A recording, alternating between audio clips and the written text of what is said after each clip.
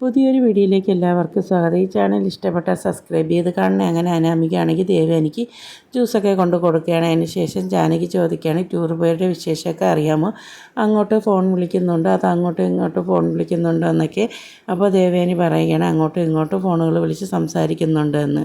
അവരെ ഇങ്ങനെ ടൂർ പോകാൻ അനുവദിച്ചുകൂടാ, ഇനി അനുവദിക്കുകയാണെങ്കിൽ ഏട്ടത്തേക്ക് അത് ഗുണത്തേക്കാൾ ദോഷമേ ചെയ്യത്തുള്ളൂ എന്ന് ജാനകി ദേവയാനി ഉപദേശിക്കുകയാണ്. അതിനുശേഷം അനാമിക ദേവയാനിയുടെ അടുത്ത് പറയുകയാണ്, നവിക്ക് 5-ാം മാസമൊക്കെ ആവുകയില്ലേ, അപ്പോൾ അവിടെ നിന്നില്ല. അപ്പോൾ ജാനകി പറയുകയാണ് മോൾക്ക് ഇഷ്ടമല്ല നന്ദു ഇങ്ങോട്ട് വരുന്നതിൽ എന്ന്. അപ്പോൾ ദേവയാനി എല്ലാം മിണ്ടാതെ കേട്ടുകൊണ്ടിരിക്കുകയാണ്. എന്നിട്ട് ദേവയാനി പറയുകയാണ്, മോൾക്ക് നന്ദു വരുന്ന ഇഷ്ടമില്ലെങ്കിൽ ഞാനൊന്നും പറയത്തില്ല, മോൾ അച്ഛൻ്റെ അടുത്ത് അമ്മയുടെ അടുത്ത് പോയി പറയുക, അവർ പറയുന്നതനുസരിച്ച് നമുക്ക് തീരുമാനമെടുക്കാമെന്ന്. എന്നിട്ട് ദേവയാനി പറയുകയാണ്, ഈ വീട്ടിലെ കാര്യങ്ങളൊക്കെ തീരുമാനിക്കുന്ന അമ്മയും അച്ഛനുമാണ്, ഞാൻ വരണ്ടാന്ന് പറഞ്ഞാലും അവരൊക്കെ ചിലപ്പോൾ വരുമെന്ന്. അച്ഛനടുത്തും അമ്മയടുത്തും പോയി പറ എന്ന് ദേവയാനി അനാമികയോട് പറയുകയാണ്. അതിനുശേഷം അനാമിക പറയുകയാണ്, അല്ലെങ്കിൽ ടൂർ പോയവൾ അവളെ നന്ദുവിനെ വിളിച്ച് ഇനി വരാൻ പറയും, അല്ലെങ്കിലും ഇവിടെ ഒരുത്തി ഉണ്ടല്ലോ അവളെങ്കിലും വിളിച്ച് വേണമെങ്കിൽ വരാൻ പറയുമെന്ന്. അപ്പോൾ ഈ സംസാരമെല്ലാം കേട്ടുകൊണ്ട് നവ്യ എവിടേക്ക് വരികയാണ്. എന്നിട്ട് നവ്യ പറയുകയാണ്, എൻ്റെ അനിയത്തിയാണ് നന്ദു, അപ്പോൾ എൻ്റെ ഫംഗ്ഷന് നന്ദു പങ്കെടുക്കാതെ എങ്ങനെയാണ്, ഞാൻ അവളെ വരാൻ പറഞ്ഞിട്ടുണ്ടെന്ന്. അപ്പോൾ നവ്യ പറയുകയാണ്, നന്ദു എൻ്റെ അനിയത്തിയാണ്, അപ്പോൾ എനിക്കൊരു ഫംഗ്ഷൻ നടക്കുമ്പോൾ എന്തിനാണ് അവൾ മാറി നിൽക്കുന്നതെന്നൊക്കെ അനാമികയോട് ഇങ്ങനെ തർക്കിക്കുകയാണ്. ഇത് കേൾക്കുമ്പോൾ ജാനകി പറയുകയാണ്, മോളെ നമുക്ക് അച്ഛനടുത്തും അമ്മയടുത്തും പോയി പറയാൻ നന്ദു വരണ്ട എന്നുള്ള കാര്യമെന്ന്. അപ്പോൾ അവരങ്ങ് ജാനകി അനാമികയെ വിളിച്ചുകൊണ്ട് പോവുകയാണ്.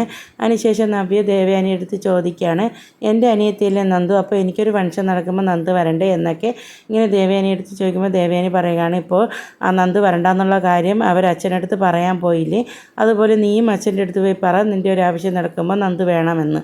അച്ഛൻ എന്തായാലും ഉചിതമായ തീരുമാനമെടുക്കുമെന്ന് ദേവയാനി പറയുകയാണ്. അതിനുശേഷം നവ്യ പറയുകയാണ്, ഞാനും നയനയും ഇവിടുത്തെ ഒരു അധികപ്പറ്റാണെന്ന്.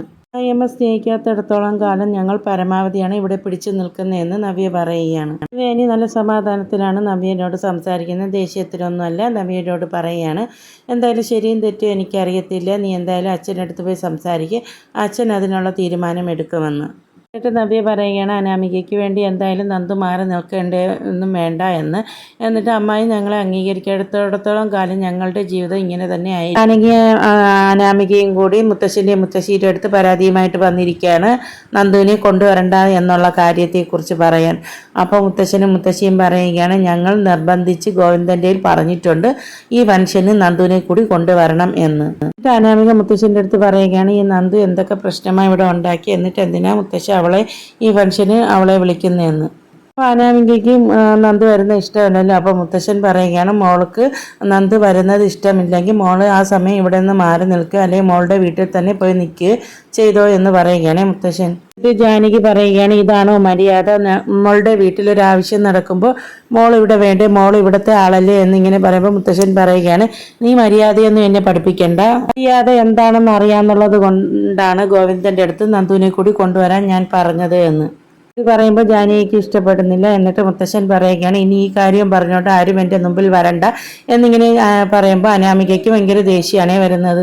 ജാനകി പറയുകയാണ്, എന്തൊക്കെ പ്രശ്നം അവളുടെ പേരും പറഞ്ഞുണ്ടായത്, എന്നിട്ട് അവളെ തന്നെ ഈ ഫംഗ്ഷന് വിളിക്കണമെന്ന് പറഞ്ഞ് എന്നിങ്ങനെ പറയുമ്പോൾ മുത്തശ്ശൻ പറയുകയാണ്, ഇതിൻ്റെ പേര് ഇനി ആരും ഇവിടെ സംസാരം വേണ്ട എന്നിങ്ങനെ. അപ്പോൾ ഇങ്ങനെ കേൾക്കുമ്പോൾ ജാനകി ദേഷ്യപ്പെട്ട് അവിടെ നിന്ന് പോവുകയാണ്. മുത്തശ്ശനാണെങ്കിൽ അനാമികയുടെ അടുത്തും ജാനകിയുടെ അടുത്തും നല്ല ദേഷ്യത്തിലാണ് സംസാരിച്ചത്.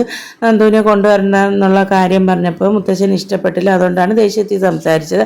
അപ്പോൾ അതിനുശേഷം ജാനകിയും അനാമികയും കൂടി ആലോചിക്കുകയാണ്, ഈ ഫംഗ്ഷൻ എങ്ങനെയെങ്കിലും നമുക്ക് കലക്കണമെന്ന്. അതിനുശേഷം നന്ദുവിനെ അനാമിക ഫോൺ വിളിക്കുകയാണ്. എന്നിട്ട് അനാമിക ഫോൺ വിളിക്കുമ്പോൾ നന്ദു എടുത്തിട്ട് അനാമിക നന്ദുവിൻ്റെ അടുത്ത് പറയുകയാണ്, ഇവിടെ ഇങ്ങനെ 5-ാം മാസത്തിൽ നവിയുടെ ഫംഗ്ഷൻ നടക്കുന്നതിൽ നീ പങ്കെടുക്കരുത് എന്ന് പറയാൻ വേണ്ടിയാണ് അനാമിക നന്ദുവിനെ വിളിച്ചത്. നന്ദു പറയാണ്, അങ്ങനെ പറയാനുള്ള അധികാരം നിനക്ക് ആരാ തന്നത്, എൻ്റെ 2 ചേച്ചിമാർ അവിടെയാണ് ഉള്ളത്, എൻ്റെ ചേച്ചിയുടെ ഫംഗ്ഷൻ നടക്കുമ്പോൾ ഞാൻ വരും എന്നിങ്ങനെ അറിഞ്ഞപ്പോൾ അനാമിക പറയുകയാണ്, നീ വരുന്നത് നിൻ്റെ ചേച്ചിയുടെ ഫംഗ്ഷന് പങ്കെടുക്കാനല്ല, നീ എൻ്റെ ഭർത്താവിനെ കറക്കി എടുക്കാൻ വേണ്ടിയല്ലേ എന്ന്. എന്നിട്ട് നന്ദു പറയുകയാണ്, ഞാൻ ആരെയും മയക്കാനും കറക്കാനും നിൽക്കുന്നില്ല, എനിക്ക് നീ പറയും പോലെ ജീവിക്കാനും പറ്റത്തില്ല എന്ന്. നന്ദു പറയുകയാണ്, എൻ്റെ 2 ചേച്ചിമാരും അവിടെയാണ് ഉള്ളത്, ഞങ്ങൾ ഇടയ്ക്കിടയ്ക്ക് വരേണ്ടി വരും എന്നിങ്ങനെ. നീ പറയുന്ന പോലെയൊന്നും എനിക്ക് ജീവിക്കാൻ പറ്റത്തില്ല. എന്നിട്ട് അനാമികയുടെ അടുത്ത് പറയുകയാണ്, നിന്റെ അച്ഛൻ്റെ കയ്യിൽ ഒരുപാട് കാശുണ്ടല്ലോ, എന്നിട്ട് എന്നെ കൊല്ലാൻ വേണ്ടി ആളെ കൂടി വിട്ടോ എന്ന്. നീ എങ്ങനെ എന്നെ കൊല്ലാനും ആളെ വിട്ടവളല്ലേ? എന്തായാലും ഞാൻ അതിൽ നിന്നും തലനാരിഴയ്ക്കല്ലേ രക്ഷപ്പെട്ടതെന്ന്. എന്തായാലും അതിൻ്റെ മുകളിലൊന്നും നീ ചെയ്യാൻ പോകുന്നില്ലല്ലോ. ഇനി ഇതിൻ്റെ പേരും പറഞ്ഞ് നീ എന്നെ വിളിക്കാനൊന്നും നിൽക്കണ്ട എന്ന്. എൻ്റെ ചേച്ചീനെ അന്ന് പിടിച്ചു തള്ളിയതിന് ശേഷം നിന്നെ എടുത്ത് സംസാരിക്കുന്നത് പോലും എനിക്കിഷ്ടമില്ല എന്ന് നന്ദു പറയുകയാണ്. അനാമികയ്ക്ക് നന്ദു ഇങ്ങനെ പറയുമ്പോൾ ആകെ ദേഷ്യമാവണം. എന്നിട്ട് പിന്നീട് നന്ദു പറയുകയാണ്, ചിലപ്പോൾ ഞാൻ ആ ഫംഗ്ഷന് വന്നില്ല എന്നൊക്കെ വരും, അത് നിന്നെ കണ്ട് പേടിച്ചിട്ടല്ല, നിന്റെ മുഖം കാണണ്ട എന്നോർത്താണ് എന്ന്. നന്ദു അനാമികയുടെ അടുത്ത് പറയാണ്, നീ അവിടെയാണ് നിൽക്കുന്നതെന്ന് ഞാൻ നോക്കൂല, ഞാൻ അവിടെ വന്നിട്ട് വേണമെങ്കിൽ നിന്റെ കാലുവാരി നിലത്തടിക്കുമെന്ന്.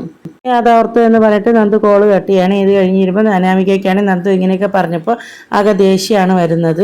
അനാമിക നന്ദുവിനെ വിളിച്ചതന്നെ അനി അവിടെ നിന്ന് കേൾക്കുകയായിരുന്നു. എന്നിട്ട് അനാമിക അവിടെ കോൾ കട്ട് ചെയ്തിട്ട് അവിടെ നിന്ന് പോകാൻ നോക്കുമ്പോൾ അനിയാണെങ്കിൽ അനാമികയുടെ അടുത്ത് ചോദിക്കുകയാണ്, നീ എന്താ നന്ദുവിനെ വിളിച്ച് സംസാരിച്ചതെന്ന്. അപ്പോൾ അനാമിക ചോദിക്കുകയാണ്, എല്ലാം നീ ഇവിടെ നിന്ന് കേൾക്കുകയായിരുന്നല്ലോ എന്ന്. അപ്പോൾ അനി ചോദിക്കുക, നീ എന്തിനാ നന്ദുവിനെ വിളിച്ചതെന്ന്.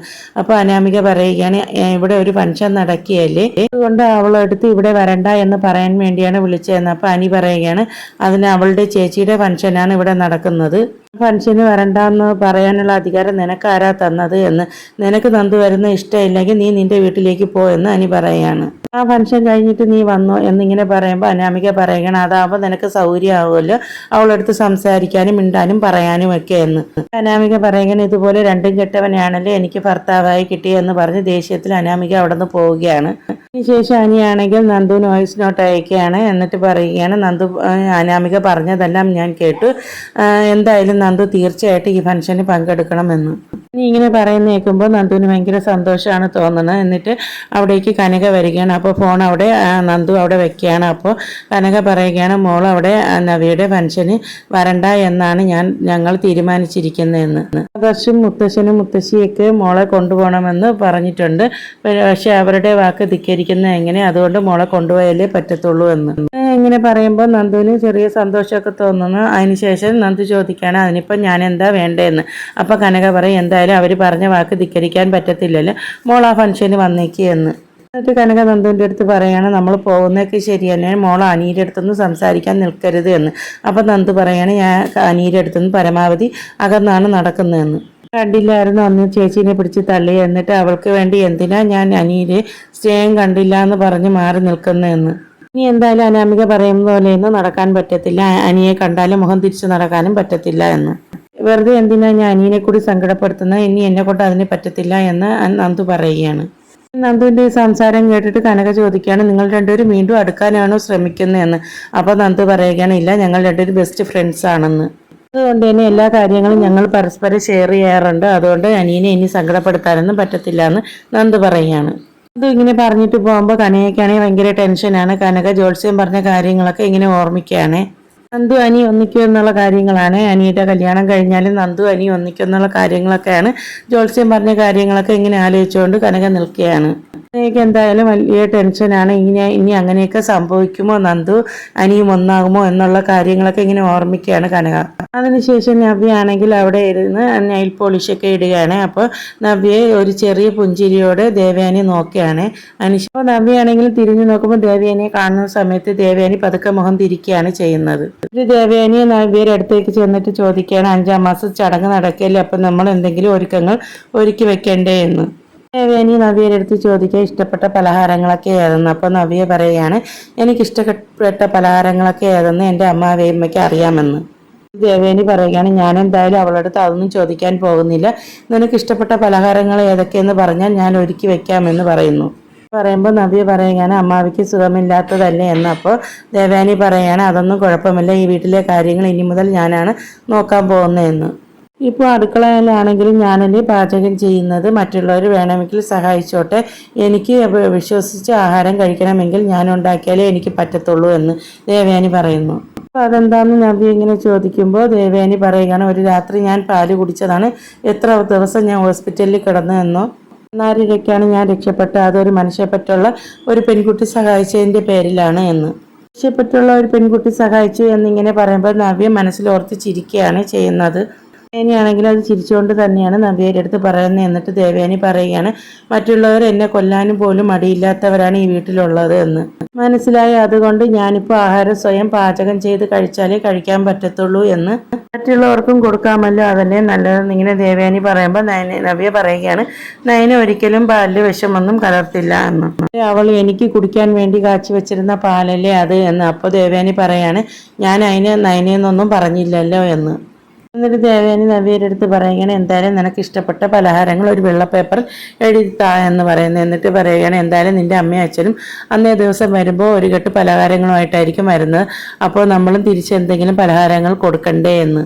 നമ്മുടെ തറവാടിൻ്റെ മര്യാദ നമ്മളും കാണിക്കണ്ടേ, അതുകൊണ്ട് എല്ലാം ഒരുക്കി വെക്കാമെന്നാണ് ഞാൻ പറഞ്ഞതെന്ന്. പിന്നീട് ദേവേനി നവ്യയുടെ അടുത്ത് പറയണം, എന്തായാലും നിനക്ക് ഇഷ്ടമുള്ള പലഹാരങ്ങളൊക്കെ എഴുതിത്താ എന്ന് പറഞ്ഞിട്ട് ദേവേനി പോവുകയാണ്. പോയതിന് ശേഷം തിരിഞ്ഞു നിന്ന് പറയുകയാണ്, എന്തായാലും നിന്റെ ഫംഗ്ഷന് നിന്റെ അനിയത്തി ടൂറൊക്കെ മതിയാക്കി വരത്തില്ലേ എന്ന്.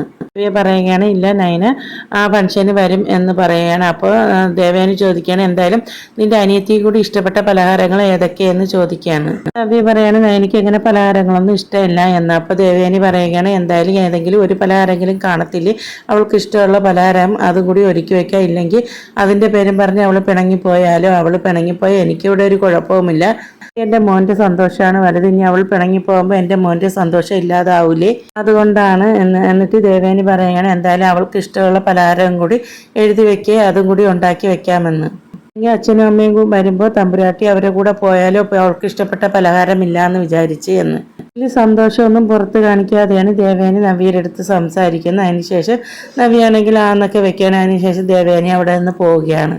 അപ്പോൾ ദേവയാനി പലഹാരങ്ങളൊക്കെ ഒരുക്കി വെക്കാം എന്നുള്ള രീതിയിൽ നല്ല സന്തോഷത്തിലാണ് അവിടെ നിന്ന് നവ്യയുടെ അടുത്തുനിന്ന് പോകുന്നത്. എന്നിട്ട് ദേവയാനി ഇങ്ങനെ വരുമ്പോഴും നല്ല സന്തോഷത്തിലാണ് വരുന്നത്. അപ്പോൾ നവ്യയുടെ അടുത്ത് ഇങ്ങനെ പറഞ്ഞ കാര്യങ്ങളൊക്കെ ഓർത്ത് നവ്യ സങ്കടത്തിലാണ് നിൽക്കുന്നത്. നയനെക്കുറിച്ച് പറഞ്ഞ കാര്യങ്ങൾ ഓർത്ത് സങ്കടത്തോടെ നവ്യ ഓർക്കുകയാണ്. അവളുടെ കാര്യം കാണിച്ചാണ് ഇന്നത്തെ എപ്പിസോഡ് അവസാനിക്കുന്നത്.